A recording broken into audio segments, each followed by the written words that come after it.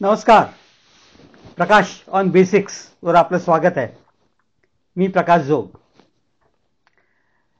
उपनिषद, गीता आणि ब्रह्मसूत्र या प्रस्थानत्रयीतील अनेक संकल्पनांचा अर्थ शंकराचार्यांनी आपाप स्वतःच्या मतानुसार केवळ अद्वैतात लावला. ब्रह्मसत्यम जगन्मिथ्या या मूळ आधाराची ओळख मी गेल्या वेळेस करून दिली होती. आता त्यांचे बाकीचे महत्त्वाचे विचार त्यांच्याकडे आपण वळूया. शंकराचार्यांच्या अद्वैत वेदांतात अनेक शब्द वापरलेत. विवर्तवाद, मायावाद, विक्षेप, आवरण, अविद्या, साक्षीण, अध्यास असे अनेक शब्द आहेत. आज त्यांचा अर्थ आणि त्यांचा परस्पर संबंध काय आहे ते समजावून घेऊया. यात अनेक महत्त्वाच्या संकल्पनाही जोडलेल्या आहेत. काहींचा विचार मी पूर्वी केलेला आहे, पण या संदर्भात इथे त्यांचा उल्लेख तितकाच महत्त्वाचा आहे. ब्रह्म, आत्मा, माया, महावाक्य यांची स्वतंत्र चर्चा मी पूर्वी केलेलीच आहे. जर तुम्ही पहिल्यांदा हे चॅनल बघत असाल तर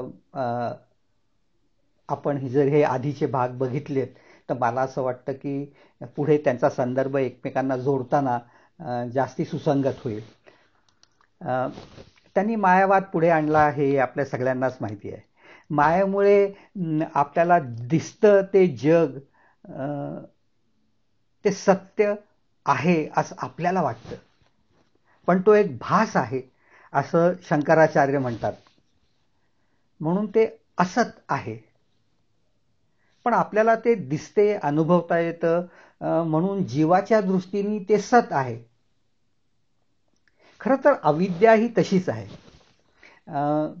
त्यामुळे शंकराचार्य त्याला सत, असत, विलक्षण आणि एका दृष्टीने मिथ्या असं म्हणतात. माया ही खरं तर ईश्वराचीच शक्ती आहे. सर्व वस्तू जीव म्हणून आपण पाहू, अनुभवू शकतो, म्हणून त्या सत. पण ब्रह्मसंकल्पनेतून बघितलं तर त्या असत, म्हणून सत आणि असत असा शब्द वापरलाय. आवरण आणि विक्षेप या मायेच्या दोन महत्त्वाच्या शक्ती आहेत. आवरणामुळे वस्तूचं सत्य स्वरूप झाकलं जातं. ईश्वर किंवा ब्रह्म हेच खरं तर सत्य स्वरूप, आणि ते जाऊन सृष्टीच आपल्याला खरी वाटायला लागते. मिथ्या याचा खरा अर्थ तर दिसतं तसं नाही, कारण अविद्येमुळे हे सर्व घडतं असं शंकराचार्यांचं मत आहे. मी पूर्वी प्रमाणांचीही चर्चा केलेली आहे. आज अद्वैताचा विचार त्याला कसा जोडला जातो ते आपण बघूया. शंकराचार्यांनी याला जोडूनच आणखीन एक कल्पना मांडली, ती म्हणजे अध्यास. प्रमाणांच्या ह्याचा उल्लेख मी एका दृष्टीने केलेला होता. अंधारात एखादी दोरी साप वाटणं हा त्याचाच भाग आहे. प्रातिभासिक सत्य म्हणजे दोरीला साप मानायचं, पण साप वाटतोय म्हणजे हेही एक प्रकारचं ज्ञानच नाही आहे का? आहे की. आणि व्यावहारिक सत्य म्हणजे नीट लक्षात आल्यानंतर किंवा कोणीतरी सांगितल्यानंतर ती दोरी आहे हे ज्ञान आपल्याला होणं किंवा प्राप्त करणं म्हणजे व्यावहारिक सत्य. आणि त्याच्या पुढची वरची पायरी म्हणजे पारमार्थिक ज्ञान किंवा पारमार्थिक सत्य. म्हणजे साप काय किंवा दोरी काय हे सर्व ब्रह्मच आहे या अनुभूतीचं ज्ञान प्राप्त होणे म्हणजे हे पारमार्थिक सत्य जाणणं. मग त्याच्यासाठी काही वेळेस किंवा बहुतेक दरवेळेसच कुठल्या तरी सुयोग्य गुरुची कृपा आपल्यावर व्हायला हवी, मगच ही जाणीव पूर्णपणे आपल्याला होते.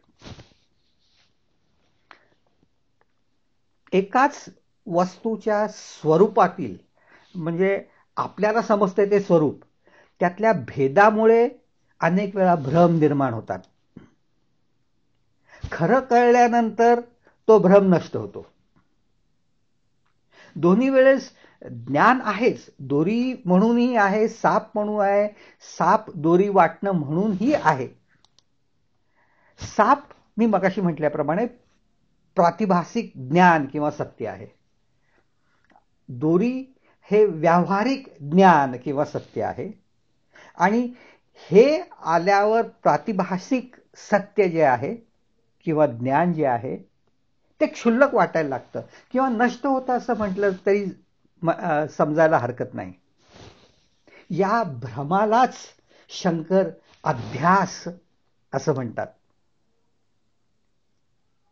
अध्यास खरं तर स्मृती रूप. आपण साप बघितलेला असतो, दोरी तशीच दिसते म्हणून तो साप असण्याचा भ्रम आपल्याला होता. एखादं तहानं मूल असेल किंवा लहान मूल असेल, त्यांनी साप बघितलेलाच नसेल तर त्याला त्या अंधारात ती दोरी ही दोरीच वाटणार आहे, कारण त्याचं ज्ञान ह्या दोरी पुरतच मर्यादित आहे.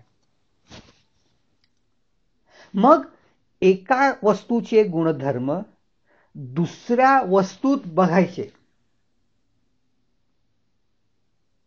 म्हणजे ते आरोपित करायचे त्याच्यावर.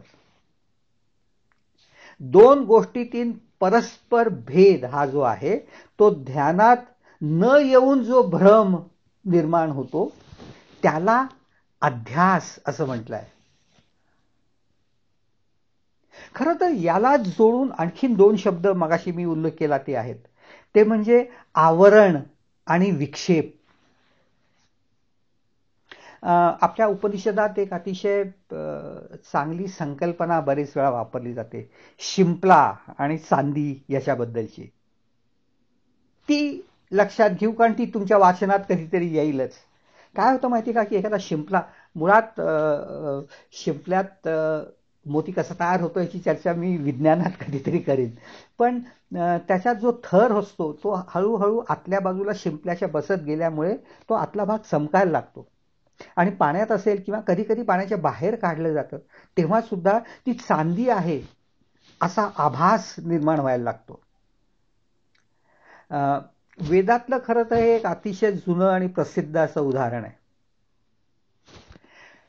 मग शिंपला आणि चांदी. मग अविद्या काय करते, शिंपला झाकते आणि तिथे आपल्याला चांदी आहे असं दाखवते. हेच आवरण आणि अर्थ बदलणं हाच तो विक्षेप. मायेत ह्याच दोन शक्ती असतात. आता शंकराचार्यांनी आणखीन एका उपनिषदीय संकल्पनेचा वापर कसा केलाय त्याच्याकडेही आपण बोलूया. खरं तर हा उपनिषदातला एक प्रसिद्ध भाग आहे. अनेक वेळा तुम्ही चित्र बघता, त्याच्यात एक झाड, त्याच्यावर दोन पक्षी आणि ते उपनिषदांचं रिप्रेझेंटेटिव्ह आहे असं बरेच वेळा दाखवलं जातं. हे दोन पक्षी म्हणजे खरं तर जीवात्म्याचे दोन भाग आहेत. ह्यातल्या आत्मा ह्या भागाला साक्षीन असं म्हटलंय आणि बुद्धी आणि मन म्हणजे अंतःकरण. बुद्धी आणि अंतःकरण यांच्यापेक्षा आत्मा हा वेगळा आहे. तो एक चेतन तत्व आहे. यालाच साक्षीन असं म्हटलं जातं. साक्षीन आणि अंतःकरण यातच एकत्रितपणे जीवात्मा आहे. हा साक्षीन फक्त शब्दाप्रमाणेच फक्त बघणारा, निष्क्रिय. पण अंतःकरण हे कार्यप्रवरण आहे. जीवरूपी झाडावरचे हे दोन पक्षी, सुखदुःख अनुभवणारा, तिथली फळं चाखणारा, तो म्हणजे अंतःकरण, आणि सर्व जाणणारा साक्षी, हाच आपल्या आतला परमेश्वर. एकत्रितपणे हे दोघं मिळूनच हे दोन पक्षी म्हणजेच आपला जीवात्मा.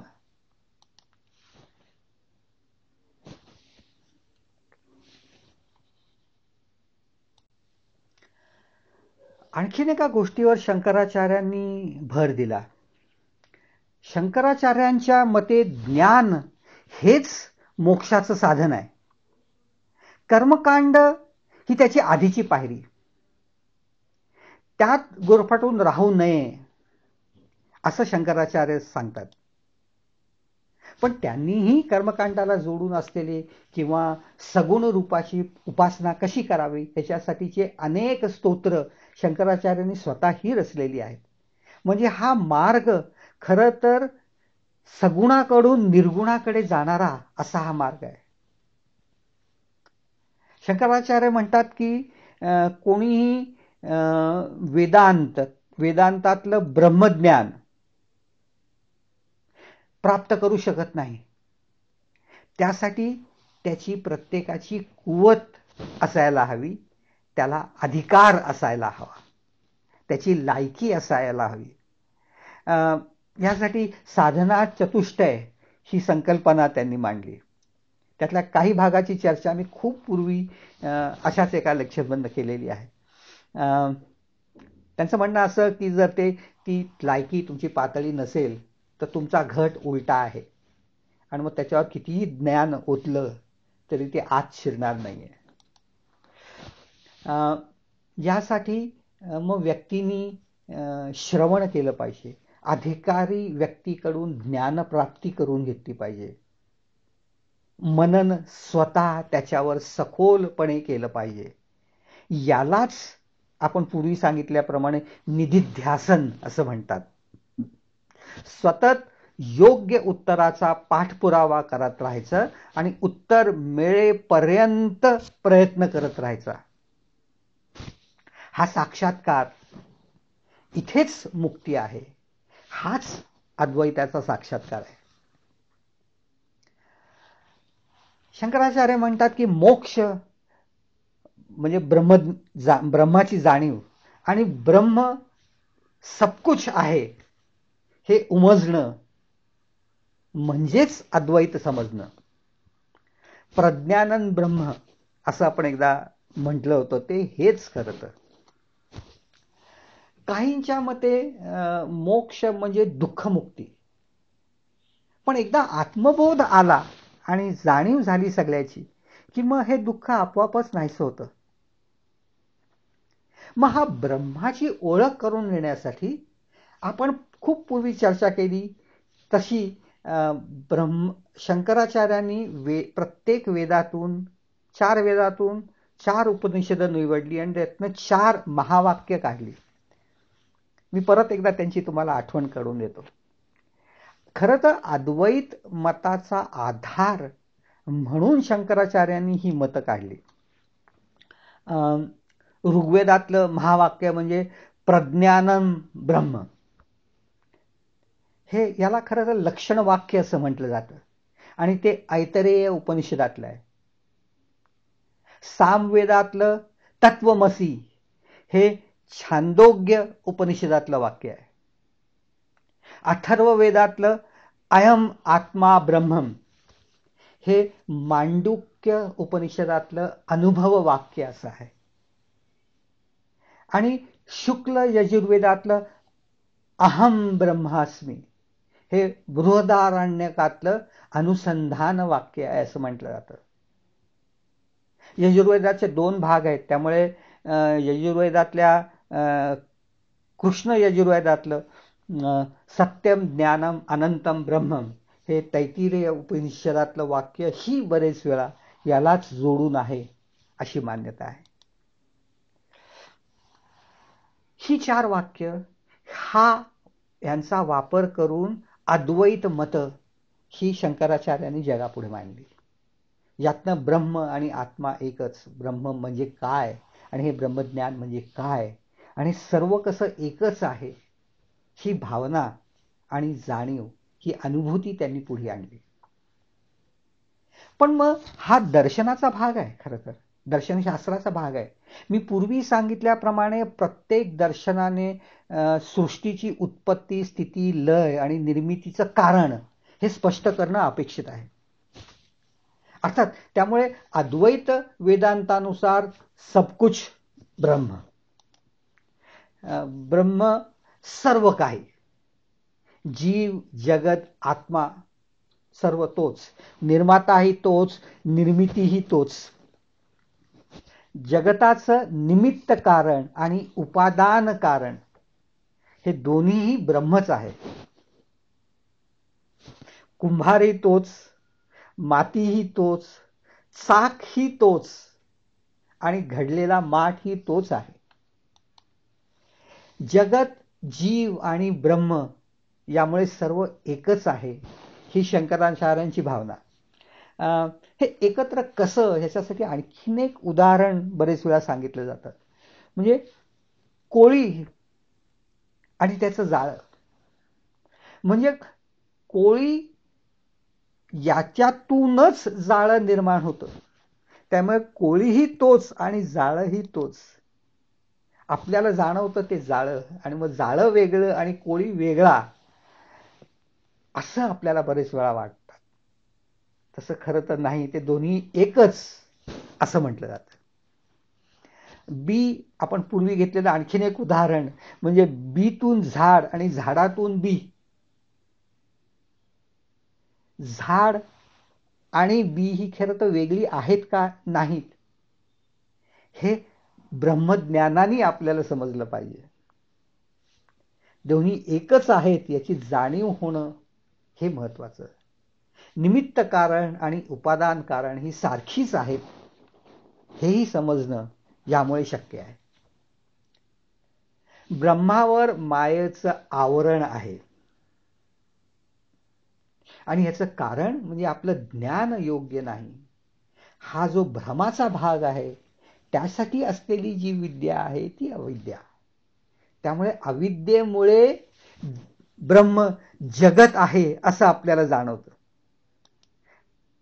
पण हे सर्व एकच आहेत, हा महत्वाचा भाग शंकराचार्यांनी मांडला.